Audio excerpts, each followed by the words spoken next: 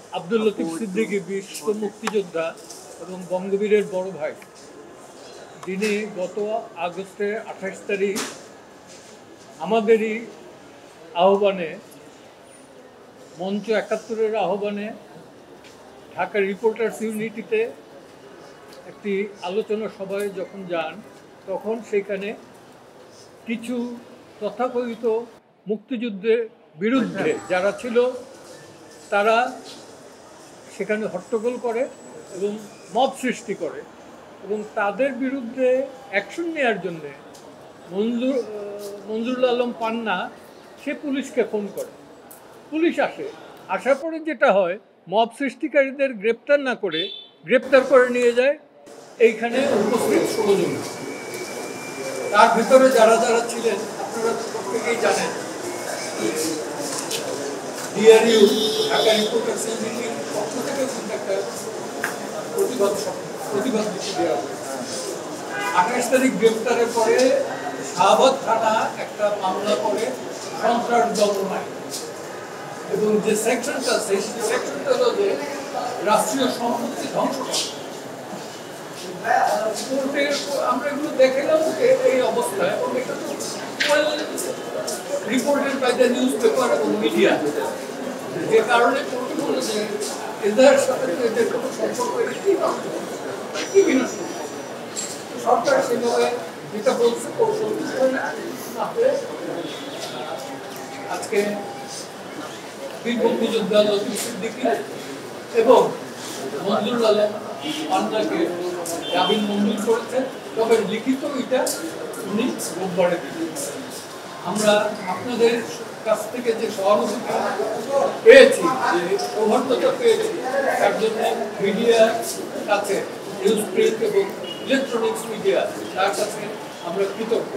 সামনে আছে জোর লড়াই, মুক্তিযুদ্ধ বনাম মুক্তিযুদ্ধ বিরোধী। সেই লড়াইয়ে যাতে আমরা জিততে পারি, জিতবো, এতে কোনো সন্দেহ নাই। কারণ যে বয়সে আমরা দেশটা স্বাধীন করেছি, এই দেশ তো আমাদের।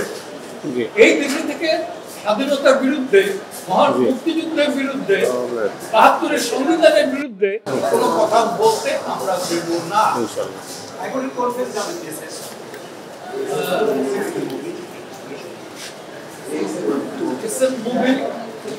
বিচারপতি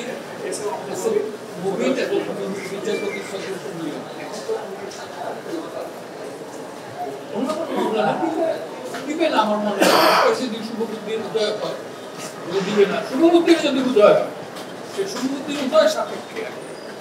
আর আমার ধারণা যে রাষ্ট্রের যিনি অ্যাটর্নি জেনারেল, তিনি নিশ্চয়ই এটা নিয়ে উচ্চ আদালতে আরো যাবেন। যদি যান, আমরা ফেস করব, আইনগতভাবে ফেস করব। আপনাদের কাছে আবারও কৃতজ্ঞতা জানাই মঞ্চ 71-এর পক্ষ থেকে এবং বঙ্গবীরের পরিবারের পক্ষ থেকে, তার বড় ভাইয়ের পক্ষ থেকে, এবং যে 16 জন মুক্তিযোদ্ধা আজকে গ্রেপ্তার অবস্থায় আছেন, ইনক্লুডিং ঢাকা ইউনিভার্সিটির শিক্ষক হাফিজুর রহমান কার্জন, আনিসুর রহমান এটিএম, আনিসুর রহমান বুলবুল, এমনকি পরবর্তীতে 2 জন সচিব গ্রেপ্তার হয়েছেন, আবু আলম খান শহীদ, তারপরে যারা যারা আছেন, তৌসিফুর রহমান খান, এরকমের যতজন আছেন, আমরা কাইয়ুম, আব্দুল্লাহ কাইয়ুম, আমরা সবার মুক্তি কামনা করি এবং মুক্ত বাতাসে তারা থাকবেন। তারা এই দেশটা স্বাধীন করেছেন, স্বাধীনতার সঙ্গে তারা যেহেতু জড়িত, ওই জায়গাটা তাদের জন্য না, কারাগার তাদের জন্য, মুক্ত বাতাস তাদের জন্য। সবাইকে ধন্যবাদ। হ্যাঁ, বঙ্গবীর অবশ্যই বলবেন, বঙ্গবীর না বললে তো কমপ্লিট হবে না। বিসমিল্লাহির রহমানির রহিম। মাঝখানে আসেন। আসলে আমি কি বলবো, আমাদের ৮৬ বছরের বড় ভাই, তার বয়স যেমন আছে ৭৫ বছর, আমারই কিন্তু ৮০ বছর। মুক্তিযুদ্ধ করেছিলাম জয় বাংলা বলে, মুক্তিযুদ্ধ করেছিলাম বঙ্গবন্ধুর নেতৃত্বে। বঙ্গবন্ধু আমার জ্ঞান আমার চিন্তা চেতনা যতদিন বেঁচে থাকবো, মুক্তিযুদ্ধ নিয়ে বেঁচে থাকবো, স্বাধীনতা নিয়ে বেঁচে থাকবো, বঙ্গবন্ধুকে নিয়ে বেঁচে থাকবো। বিচার বিভাগের প্রতি এখনো আমাদের সকলের আস্থা আছে।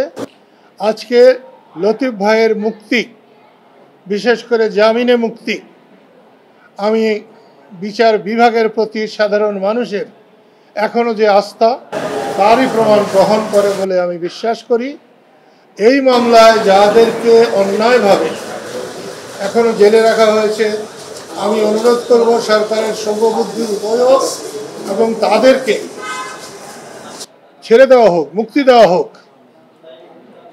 এবং দেশ মানুষের জন্যে আমরা মুক্তিযুদ্ধ করেছি, দেশের মানুষের জন্যে, স্বাধীনতার জন্যে, কথা বলার জন্যে, আইনের জন্যে, সেসব প্রতিষ্ঠিত হোক। আজকের এই দিনে আমি সেটাই কামনা করি। আপনাদের সবাইকে ধন্যবাদ। একটা প্রশ্ন ছোট, সেটি হচ্ছে যে এই যেটা সন্ত্রাস দমন আইনে গ্রেফতার করা হলো, আমরা স্যারও বললেন, এটা কি সরকার নিজের থেকে করেছে না কোনো প্রেসারে করেছে বলে আপনাদের মনে হয়? আমাদের এটা জানা নাই। আসলে সরকার করছে, এটা তো সত্যি। পান্না ভাই যা বলেছে তারপর আর কিছু বলার থাকে না। সরকার না করলে, সরকার যদি কারো প্রেসারে চলে, তাহলে সেটা তো সরকারের উপরে ভরসা।